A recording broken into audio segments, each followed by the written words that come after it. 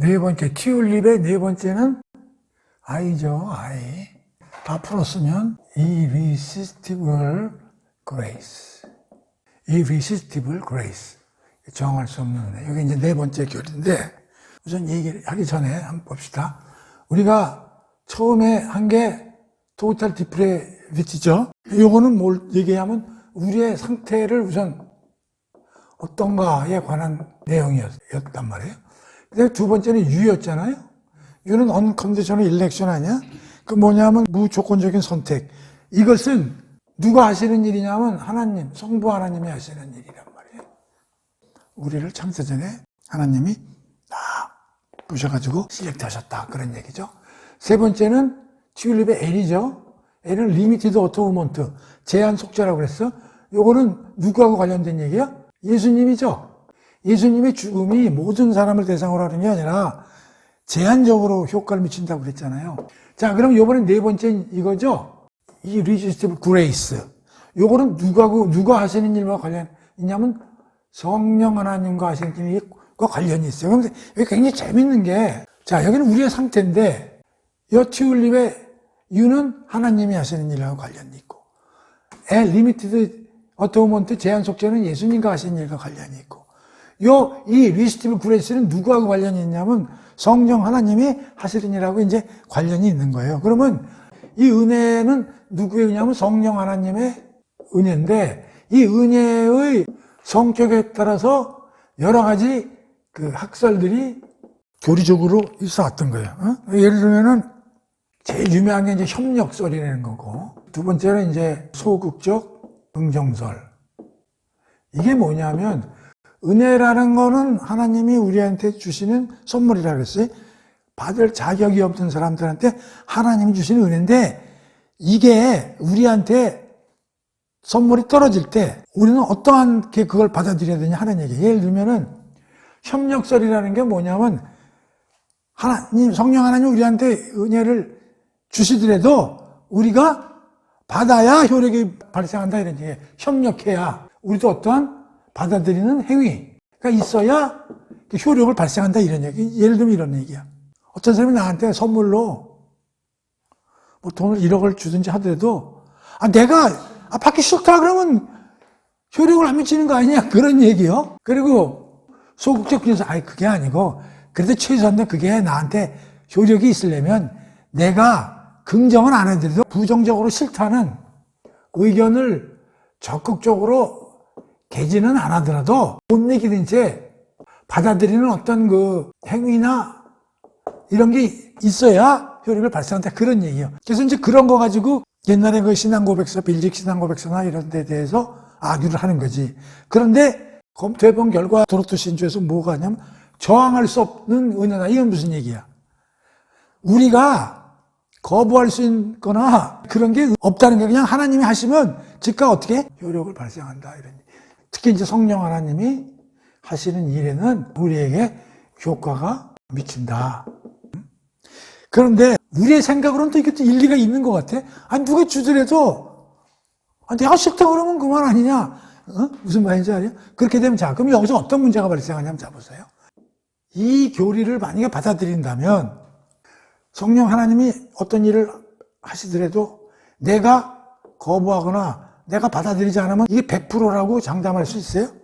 뭐 우리가 1%가 됐든 우리가 2%가 됐든 하면 요거는 98%밖에, 그러니까 하나님이 하시는 일이 100% 우리에게 받아들여지지 않는 이런 논리가 발생하는 거 아니에요. 근데 우리는 성경에서 보면 하나님이 하시는 건 전부 주권적으로 하시기 때문에 100% 하시는 거거든.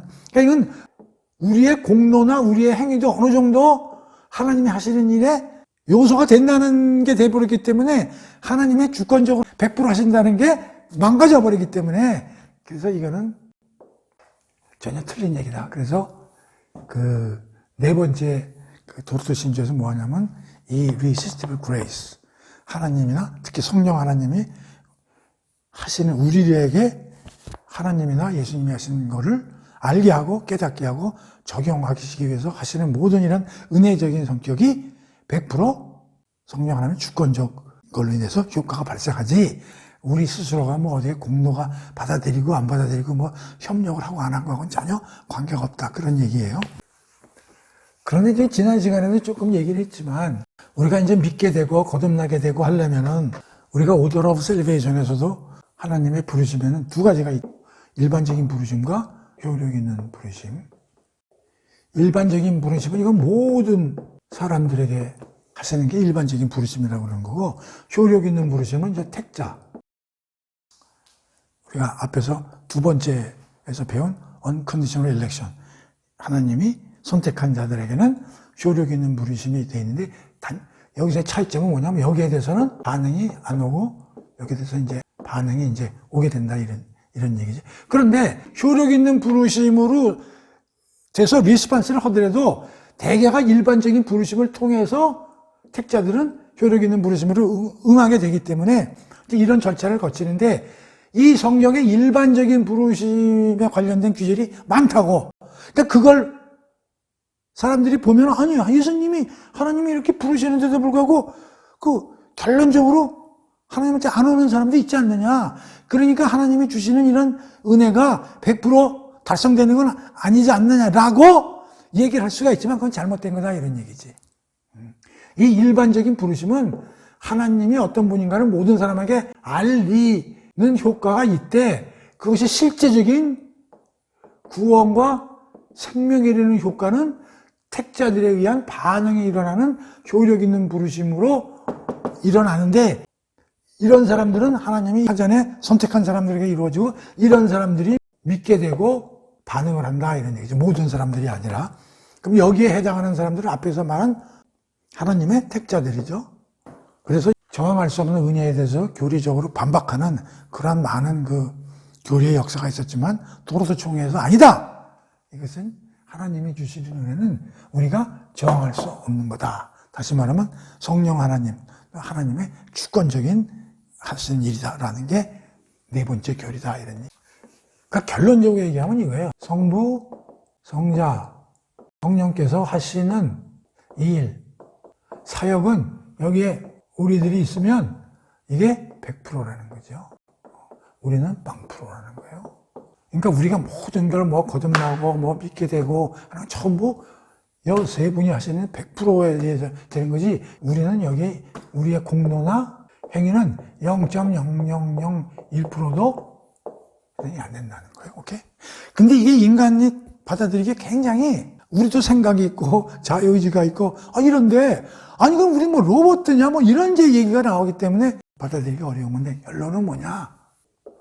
성경에 쓰여 있는 말은 이게 하나님이 내가 이런 일을 한다는 걸 갖다가 선포하시는 내용이지 우리의 머리로 잘 생각해보고 고민해보고 거기에 대해서 답을 내라는 게 아니에요. 근데 모든 사람들이 성경을 항상 자기 머리로 해석하고 자기 머리로 이해하려고 그러고 성경 이거는 좀 받아들이기 어려운데 이런 생각들을 하는데 그게 아니고 이건 하나님이 선포하신 내용인데 인간들아 내가 이런 사람이 이런 일을 했고 이렇게 해라라는 일방적인 선포 내용이지.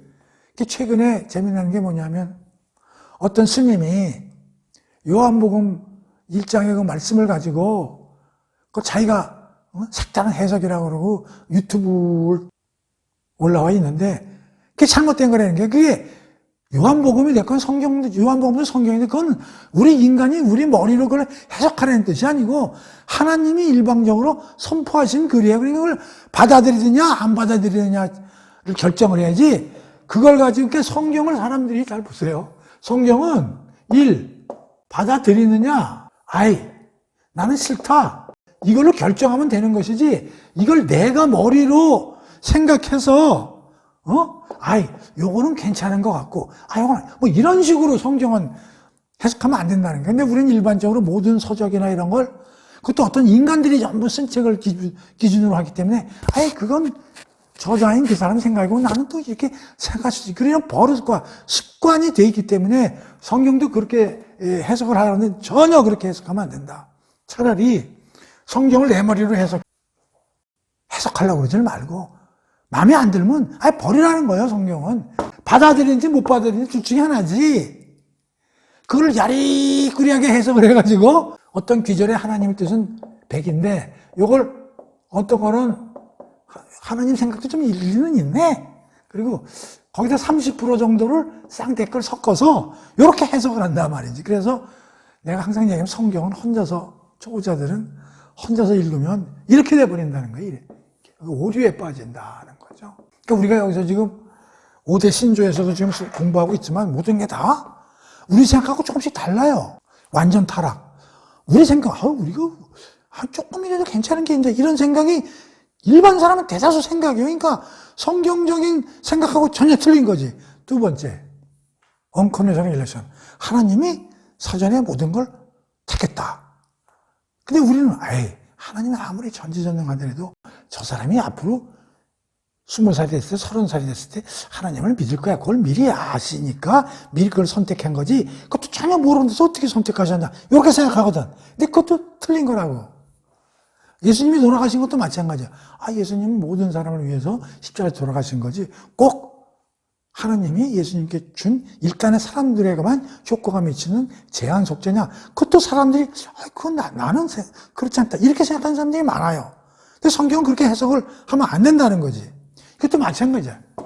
은혜도. 아무리 수십억, 수백억을 주더라도 받는 사람이 싫다고 그러면 그만인 거지. 효과가 나한테는 없는 거지. 라고 우리는 생각할 수 있어요. 그러나 성경의 하나님의 생각은 그러시지 않다. 이런 얘기. 그러니까 성경은 항상 내 생각과 내 머리와 내 수준으로 해석해서는 안 된다. 그런 얘기예요. 자, 이제 네 번째까지 했고요. 이제 다섯 번째 마지막에 하나 남은 게 뭐냐. P예요, P. Perseverance of the Saints. 이 perseverance가 이게 무슨 뜻이에요? perseverance가. 보존이라는 뜻이 있지. persevere. 끈기는 뜻도 있구만. 그래서 이걸 영어로 eternal security. eternal이 영원한 안전. 오케이? 그러니까 성도는 끝까지 perseverance, 보존이 된다. 그래서 이걸 우리는 견인 그러는 거예요.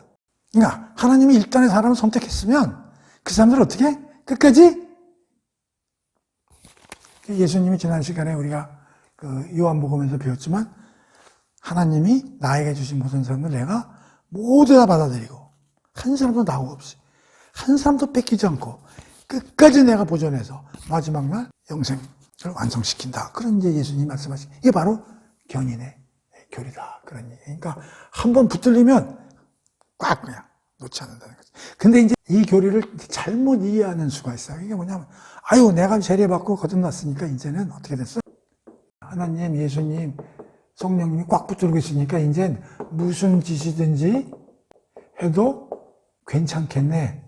이런 생각을 하게 되면 이게 안 된다는 거예요. 그러니까 내가 이제 교회에 등록이 됐고 교회 세례받고 이렇게 11조도 잘 내고 이 정도 됐으면 이제 내가 크게 조금 좀 잘못하고 좀 삐뚤어 나가더라도 괜찮지 않겠습니까? 라고 하는 오해가 생길 수 있기 때문에 이 교리가 굉장히 위험한 교리이긴 하지만 하나님께서는 이거를 완전히 어떻게 된다? 끝까지 데려가시겠다 하는 이제 그런 건데 봅시다. 우선 이 일반적인 오해와 관련해 가지고 한번 보면 로마서 2장 35절에서 39절 이게 8장 2장이 아니라 죄송합니다.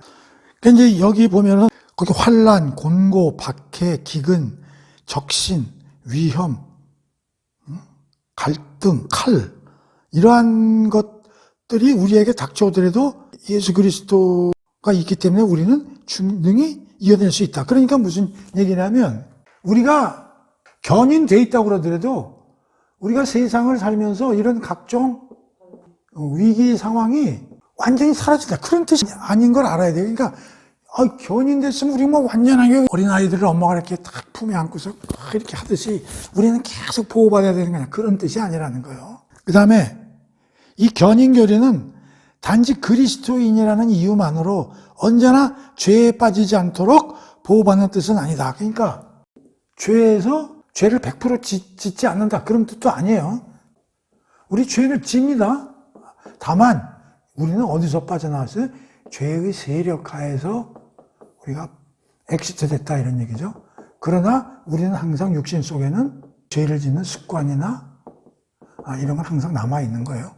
그러나 이거는 성령 하나님이 성화 작업을 통해서 이제 조금씩 이제 줄여나가는 거지, 이게 100%. 그러니까 이 견인거리를 잘못하면 너무 오버한 사람이 생각하게 된다, 그런 얘기예요. 그러니까 이건 조심해서 생각해야 된다. 그래서 성경에는 경고 규절이 많이 나와요. 경고. 니들이 견인교리로 하나님 데려가지만 그러나 항상 조심해서 살아야 된다. 그게 우선 빌립보서 1장 6절에 보면 이런 말이 있어요. 여러분 가운데서 선한 일을 시작하신 하나님께서 그리스도 예수의 날까지 그 일을 온전히 이루실 것을 나는 확신한다. 이건 무슨 규절이에요? 견인 규절이죠. 끝까지 하나님께서 책임지고 하시겠다는. 그런데 빌립보서 2장 12절에 보면 이런 말이 있어.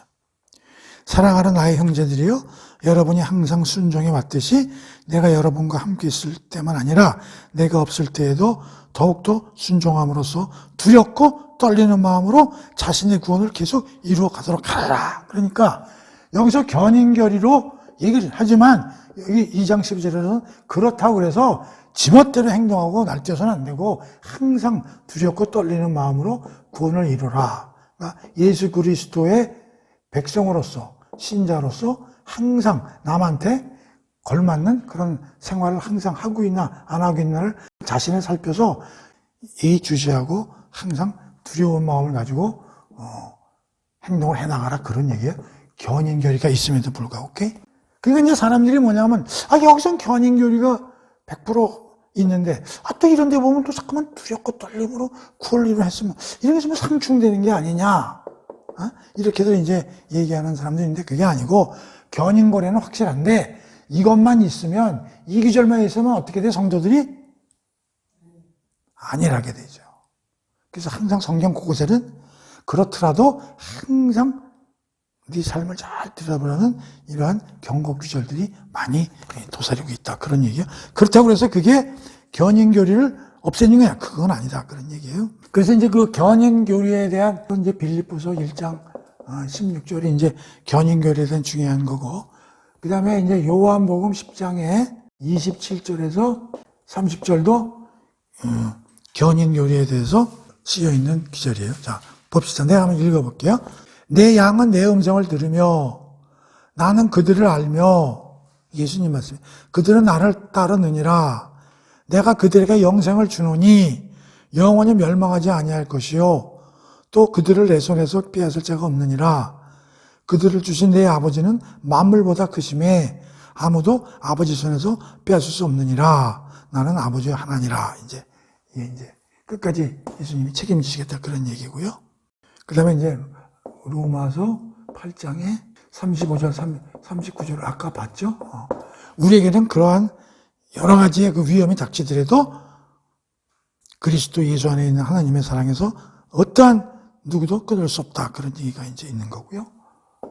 베드로전서 5장 10절 이제 읽어보면, 모든 은혜의 하나님 곧 그리스도 안에서 너희를 부르사 자기의 영원한 영광에 들어가시게 하신 이가 잠깐 고난을 당한 너희를 친히 온전하게 하시며 굳건하게 하시며 강하게 하시며 털을 견고하게 하시느니라.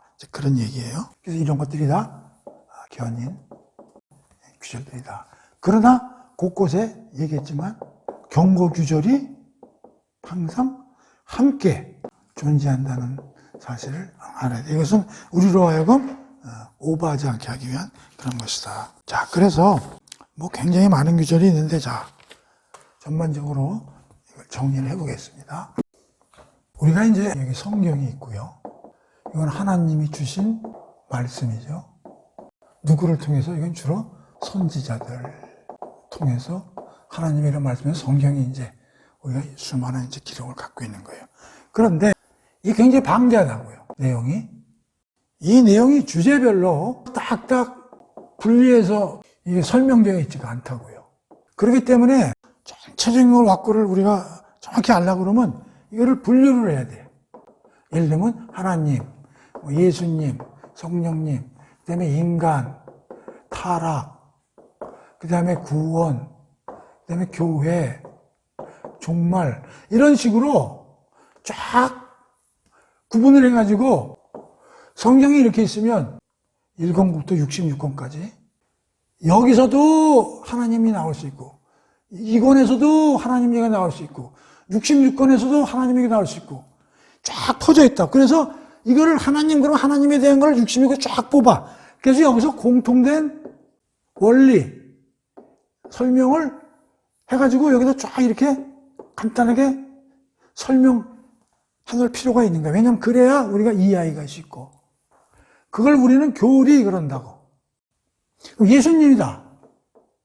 그럼 예수님에서 성경에서 쫙 나온 것들 다 모아가지고, 예수님이 이런 사람, 예수님이 이런 일을 하는 사람, 이렇게 다 이렇게 정리를 할 수가 있잖아. 그걸 이제 교리라고 이제 우리가 만들 수가 있는데, 이 교리들 중에서도 나름대로 간략하게 성도들을 위해서 만들어 놓은 게 지난번에 얘기했지만, 고대에는 신조나 신경의 이름으로, 중세나 이럴 때는 신앙 고백서로, 교회에서 이런 걸 추적을 해놨다 이런 얘기예요. 그래서 신자들이 오면은 성경 전체를 다 가리키기가 너무 힘드니까 그런 중요 교리를 가지고 설명을 하고 그들에게 그걸 믿도록 하고 이런 일들을 많이 한다고. 조건 성경에서 그 엑기스를 뽑아내가지고. 근데 중요한 거는 성경은 하나님의 말씀인데 여기서 아무리 잘하더라도 이 교리는 결국은 교리를 기반으로 한 신조나 신앙고백은 결국 어떻게 되면 오류가 존재할 수 있다는 거예요. 왜? 이건 인간들이 만든 거니까. 이거는 하나님의 말씀이라 이거는 오류가 없다고 손치들. 이것은 오류가 존재할 수 있는 거예요. 또 이걸 가지고 해석하는데 어떤 사람은 이렇게 해석하고 어떤 사람은 이렇게 할 수도 있는 거예요. 그래서 사람들끼리 싸움도 일어날 수도 있는 거예요. 그래서 교리는 어떻게 되느냐? 과거의 추세를 보면 교리 가지고 다툼이 상당히 많이 발생을 했다 이런 얘기예요. 그러니까 성경을 가지고 어떤 사람은 요거를 부정적으로 쓴 거를 중점적으로 생각해요. 가지고 그게 옳다. 어떤 사람은 그거 아니라 더 긍정적인 게 많잖아. 서로 이렇게 다툼이 일어날 수가 있는 거예요. 그러니까 이제 이거를 교리와 성경의 내용을 우리가 잘 이제 알아야 되는데 그러고 있는 과정에 여러 교리들 중에서도 특히 첫 시간에 얘기했듯이 아르미니우스 신학자를 필두로 한 일단의 그룹들이 그 당시에 네덜란드와 벨기에 지역의 교회에서 운영되는 벨릭 신앙 고백서에 대해서 잘못됐다 이거 받아들일 수 없다 해가지고 그 악유를 했는데 그거를 해결하기 위해서 도르트라는 데서 도르트 총회를 종교회의를 거쳐서 니들이 요구하는 사항이 틀렸다. 그래서 그걸 우리는 다시 얘기하지만 도르트 총회에서 5가지 분야에 대해서 정리를 했단 말이에요. 그게 이제 우리는 그래서 도르트 신조다. 이렇게 얘기를 하고 또 이제 이것이 기본이 돼서 이걸 개혁주의 신학의 5대 원리라고 우리가 이제 부르게 된 거예요. 그게 이제 이걸 요약해서 우리가 튜블림이다. 그러니까 이 5개의 주제에 대해서는 상당히 악유가 있었던 거예요. 성경 해석상. 그러나 그거를 도르트 총회에서 딱 결정을 내려버렸다. 그런 얘기요. 그래서 가장 중요한 게 토탈 디프로비티입니까? 완전 타락. 두 번째는 unconditional election. 이거는 무조건적 선택. 세 번째는 limited atonement. 제한, 속죄. 네 번째. 이게 영어 앞정은 이 irresistible grace니까 그 저항할 수 없는 은혜. 5번째는 견인. 이 5가지가 도르트 총회에서 튜립을 공표해버렸다. 그런 얘기죠. 근데 이게 재미난 게 뭐냐면 완전 타락은 인간의 상태를 얘기하는 거고. 그러니까 하나님을 구원하려면 그러니까 그 의사가 약을 줘주고 처방을 하려고 그러면 그 환자의 그 상황을 정확히 알아야 되잖아요. 그래서 MRI도 찍고 엑스레이도 찍고 피검사도 하고 그걸 정확히 알아야 되는데 그 상황이 이렇다는 거예요. 완전한 타락이라는 거예요. 그러니까 우리의 인연 상태가 완전히 타락했다. 그런 얘기고 무조건 선택은 하나님이 우리를 구원하시는 데서는 주권적으로 모든 사람을 다 구원하시는 게 아니라 일단의 사람도 하나님이 선택을 하시는데 우리의 공로나 행위나 스펙과 관계없이 하나님이 주권적으로 100% 선택하신다. 그런 얘기고 제한 속죄는 예수님이 십자가에서 죽은 게 모든 사람들을 위해서 죽은 게 아니라 일단의 택자들, 2번에서 택한 사람들을 위해서, 그리고 예수님이나 하나님이 하신 일을 우리가 깨닫고 거듭나게 하는 것을 성령님의 은혜로 하는 건데, 이것은 우리가 잘나서 우리가 믿음이 강해서가 아니라 성령 하나님의 주권적 사역으로 일어나는 거고, 이렇게 하나님이 선택하고 이렇게 됐으면 이건 우리는 끝까지 구원이 100% 달성된다, 이런 얘기. 근데 잘 보면 재밌는 게, 이거는 누구와 관련되냐면 우리하고 관련된 거, 인간의 상태죠. 근데 무조건 선택은 누가 하시는 거야? 성부 하나님이 하시는 교리죠.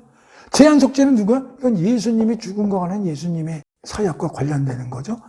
저항을 성령, 이건 또 성령 하나님의. 그러니까 재미난 게 뭐냐면, 우리의 상태에 딱 진단이 됐는데, 이걸 살리기 위해서 세 분이 이런 일을 하시는 거야. 하나님, 예수님, 성령님. 그래가지고 결론을 어떻게 되냐면 끝까지 차질없이 끌고 가시겠다. 기가 막힌 이 교리가 5개지만 이게, 그런데 이 하나하나에 대해서 교리상 추락이 있었다는 거예요. 이 중요한 원리에 대해서 항상 반대하는 집단들이 있다는 거예요.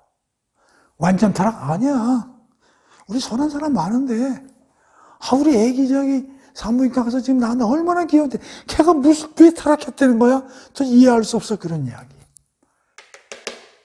아니, 하나님은 무슨 사랑이고, 하나님은 전지전능하다며, 아니면 일단의 사람들을 다 구원해야지, 왜 어떤 놈은 이쁘다고 선택을 하고, 어떤 놈은 그 선택을 안 하면, 그게 무슨 하나님이 그래? 그런 논리. 아니, 예수님이 죽은 게 무슨 일부를 위해서 효과를 미치는 게 더 우주를 위해서 하는 거지. 은혜. 성령님이 하시는데, 성령님이 아무리 좋은 일을 하셔도, 내가 받기 싫으면 그만이지. 성령님이 나쁘죠. 너 구원받아라. 그러더라. 나 구원받기 싫어요. 나 지옥 갈 거야. 하면 나 지옥 가겠다는데 왜, 그렇게 얘기할 수 있는 거 아니냐.